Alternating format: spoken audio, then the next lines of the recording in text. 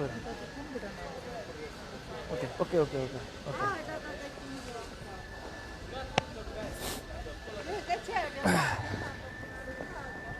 সবাইকে শুভেচ্ছা জানাচ্ছি বাংলাদেশ টেলিভিশনের ফেসবুক লাইভে। আমরা আছি হোয়াইট চ্যাপেলে, যেটা নিয়ে আসলে আমরা খুবই গর্বিত এবং আনন্দিত যে বাংলা ভাষাভাষী মানুষের জন্য আসলে খুবই আনন্দের বিষয় যে যুক্তরাজ্যের মতো জায়গায় একটি বড় স্টেশনে বাংলা নামকরণ হয়েছে। আমরা ইতিমধ্যে দেখেছি যে সোশ্যাল মাধ্যমে কিন্তু নানানভাবে নানানজন প্রশংসা করছেন। এই জায়গাটা আসলে একদিনের সৃষ্টি হয় নাই, যে বেশ বছর বা দীর্ঘ সময় লেগেছে আমাদের যে বাঙালি কমিউনিটির মানুষরা আছেন এই দেশে বসবাস করছেন, তাদের কষ্টের বা তাদের প্রচেষ্টা বা চেষ্টার ফসল কিন্তু এটি, যা তাদের চেষ্টার কারণেই কিন্তু এই যুক্তরাজ্যে একটি স্টেশনে কিন্তু এই নামকরণ করা হয়েছে। এছাড়াও কিন্তু এই লন্ডন টাউনে বেশ কিছু জায়গায় কিন্তু যেমন বিকলিন আছে, সেই বিকলিনেই কিন্তু বাংলায় নামকরণ করা হয়েছে। আমি একজনের নাম নিতে চাই। আসলে এই জায়গাটা বা স্থানটা পেতে যুক্তরাজ্যের মধ্যে অনেকের অবদান আছে, কিন্তু তারপরেও একজনের নাম যেহেতু নানান গণমাধ্যমে এসেছে তার নামটা আমরা নিতে চাই। তিনি হচ্ছেন যে এই যুক্তরাজ্যেরই বাসিন্দা, যার কারণে আসলে একটা চিঠিতে তিনি যুক্তরাজ্য সরকারের প্রতি আহ্বান জানিয়েছিলেন যে বাংলা টাউনের হোয়াইট চ্যাপেল স্টেশনটি যেন বাংলায় নামকরণ করা হয়। তার নাম হচ্ছে জনাব আব্দুল কাইম চৌধুরী, যিনি এই চিঠি দিয়ে যুক্তরাজ্যের গভর্নমেন্টের প্রতি, সরকারের প্রতি আহ্বান জানিয়েছিলেন। আসলে কথা আমরা আরও বলবো।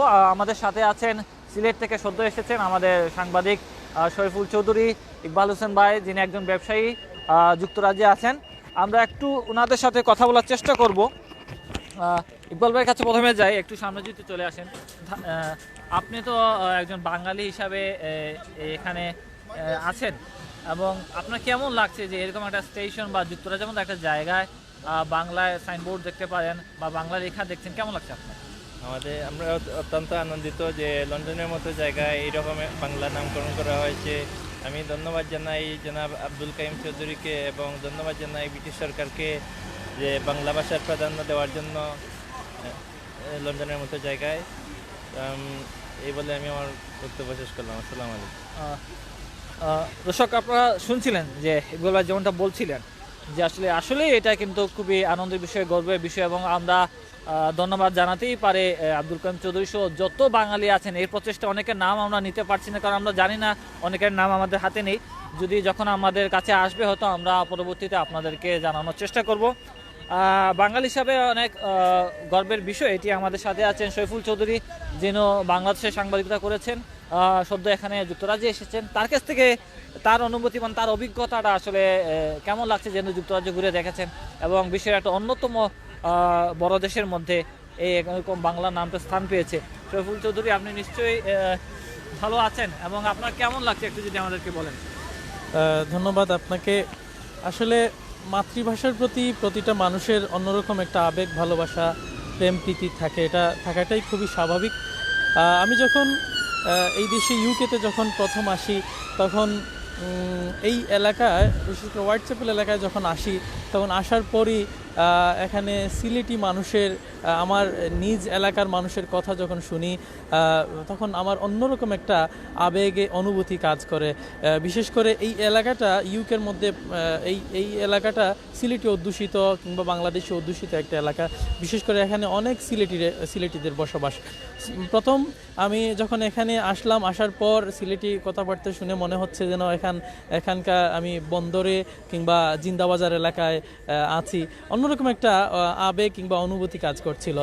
আর এখন আমি যে বিষয়টা আপনি আমাকে জিজ্ঞেস করছিলেন, সেই বিষয়টা যদি আমি আপনাকে বলি যে এখানে হোয়াইট চ্যাপেল স্টেশন এর পাশাপাশি সদ্য নামকরণ করা হয়েছে বাংলায়, সেটা দেখে আমার অত্যন্ত আবেগের একটা জায়গা। বিশেষ করে একজন বাঙালি হিসেবে এই প্রথম কোনো সরকারিভাবে কোনো সরকারি স্টেশনের ইংরেজি নামের পাশাপাশি বাংলায়ও লেখা হয়েছে।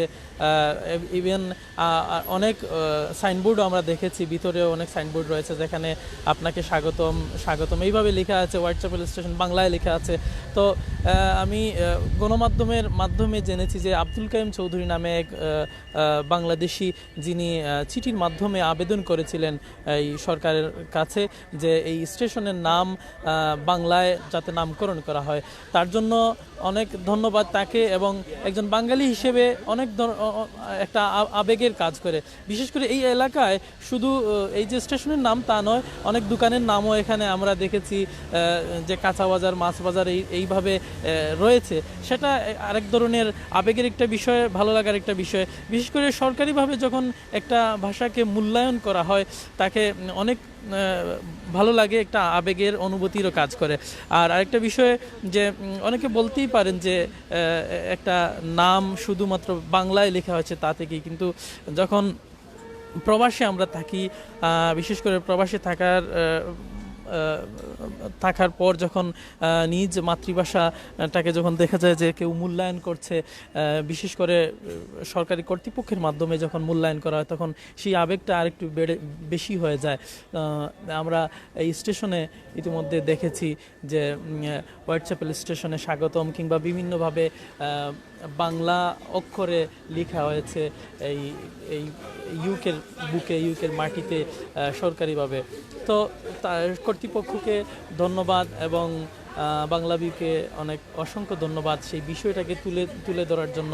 আর সামাজিক যোগাযোগ মাধ্যমে একটা কথা বলতে চাই যে সামাজিক যোগাযোগ মাধ্যমে বিশেষ করে আমাদের সিলেট অঙ্গনে যে বিশেষ এক তুলপাড়ের সৃষ্টি হয়েছে এই স্টেশনের নাম বাংলায় লেখা পর থেকে, আসলে সেটি একটি আবেগের বিষয়, অনুভূতির বিষয়। আবারও বলবো ধন্যবাদ আপনাকে। ধন্যবাদ শরীফুল চৌধুরী। যেমনটা আপনি বলছিলেন যে আবেগের বিষয়, আনন্দের বিষয়, আসলে আমরা যেমনটা বলছিলাম যে আমাদের গর্বের বিষয় হচ্ছে 52 ভাষা আন্দোলন। রফিক জব্বার যারা আমাদের ভাষা শহীদ আছেন, তারা নানান ত্যাগের মাধ্যমে কিন্তু তাদের প্রাণের ত্যাগের মাধ্যমে কিন্তু এই ভাষাটা, বাংলা ভাষা অর্জন করেছিলেন। সেই ভাষার শ্রদ্ধা, এই ভাষার অর্জনই আসলে এই বিলেতের মতো জায়গায়, যুক্তরাজ্যের মতো জায়গায়, বিশ্বের নানান প্রান্তে কিন্তু বাংলা ভাষাভাষী মানুষরা এই ভাষাকে পৌঁছে দিচ্ছেন।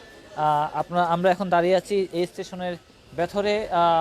দীর্ঘ একটা জায়গা আছে ভিতরে, আমরা পরবর্তী যে আমরা ভিডিও করে আপনাদেরকে দেখানোর চেষ্টা করব। আমাদের সাথে থাকার জন্য আপনাদেরকে ধন্যবাদ। আমরা চেষ্টা করেছি যে আপনাদেরকে এই জায়গাটা দেখানোর। আমার সাথে ছিলেন সাংবাদিক শরীফুল চৌধুরী এবং ইকবাল হোসেন ভাই, যিনি একজন ব্যবসায়ী, তাদেরকেও ধন্যবাদ জানাচ্ছি। আপনারা সবাই সুস্থ থাকুন, ভালো থাকুন। বিদায় নিচ্ছি আমি সাকিব আহমদ মিঠু।